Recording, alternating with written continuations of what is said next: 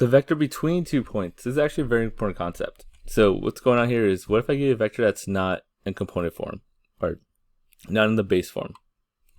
So let me explain. Like, what if I have a point like this, AB, right? Just a vector in space. And what if I want to translate it to something that's going to be from the origin?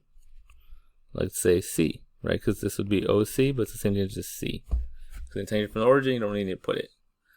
Well, the way you do that is by finding the vector between 2 points. And it's actually very simple. Right, so right here they give you two vectors, OA and OB, and I want to find the vector between these 2 points, A and B. So OA is this, that, OB is this, that. All you would do here, it's all this fancy for saying, this is all fancy math for saying, where you do tip minus tail. That's it. If you want to find the vector between 2 points, you do the tip of the vector minus the tail of the vector. Right, as you see the vector right here, A and B, the tip would be B, and my tail would be A. Right, it's a little tail of my arrow. Right, and then you do tip minus tail. So B minus A. Subtract the corresponding parts, and there you go. So that's how I find the vector between 2 points. So let's do a couple examples. So B from O, that just means OB. That's all that means. So I want to go to B starting from O. So that's this point OB. Which we should know by now, it just means vector B. So that's just going to be 3, 4. Now notice I wrote it. I wrote 3, 4. I could write 3i plus 4j. You don't write it like this. That's a point. We want to say we're a vector. So we write a vector vertically, in the cool vertically way. Right? 3, 4 horizontally is a point. Vertically is a vector.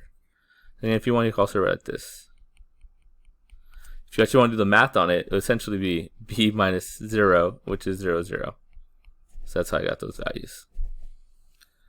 Okay, how about B from A? So again, same idea. You're starting at A, and you're going toward B. So we're going to do tip minus tail, so it's going to be B minus A. I'm going to write it vertically, so the vector B minus the vector A. Add up like corresponding parts, so 3 minus negative 1 is a positive 4, and then 4 minus 2 is 2. And there we go. That's my vector AB.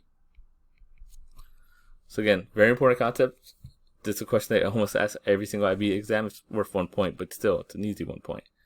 B from A just means the vector AB. So how do you find AB? It's B minus A. And the same thing with this one, A from C. So you're going to A from C. So this is like the vector CA. Right, starting at C and going toward A. So all we're going to do is tip minus tail. Right, so tip A minus tail C. So A is negative 1, 2. C is 4, negative 5. I get negative 5 plus 7. These two negatives. And there's my vector CA. Okay, one last one. AB is the diameter of a circle with center C, negative 1, 2. If B is 3, 1, find BC. So, right, BC again. BC is going from B towards C. So tip minus tail would be C minus B. I know C is negative 1, 2. And I know B is 3, 1. It's a bad B. And I get negative 4 and 1. That is my BC. Next question. Find the coordinates of A. Okay, so this is how we're going to do this. Let's label A. Let's make it any point you want. Let's say it's XY. Alright. How would I find CA?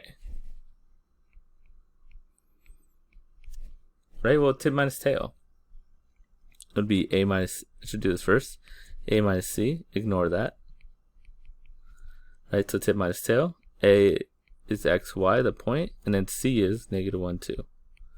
So, tip minus tail, I get X plus 1 over Y minus 2. That would be CA. So I know what CA is, but I don't know what the point of A is yet. What do we know about circles, though? We should know the radiuses are equal to each other. So these are going to be, so the vector BC should be equal to the length of the vector ACA. And they're actually going the same direction. They'll have the same component vector, if you remember from before. So these actually just be equals. In vectors, when two vectors are the same length and we're going the same directions, they're considered to be equal. So BC equals CA. So let's put, I know what BC is, negative 4, 1. And I know what CA is, X plus 1 over y plus 2. Right? So again, in vectors, if they're the same length and going the same direction, they're considered equal. So BC is going to be equal to CA. And then all we do here is split it. Solve top for x. Negative 4 equals x plus 1. Solve the bottom for y. 1 equals y plus 2. Easy math. X equals negative 5. Subtract 2. Y equals negative 1. The question wasn't what's x plus y though, so you gotta watch out. The question is what is a? So a would be the component form of negative 5 and negative 1. Notice I wrote it as a coordinate because that's what it asked for. That's what the coordinates of a, not the vector a. So it'd be negative 5, negative 1. And that was the idea.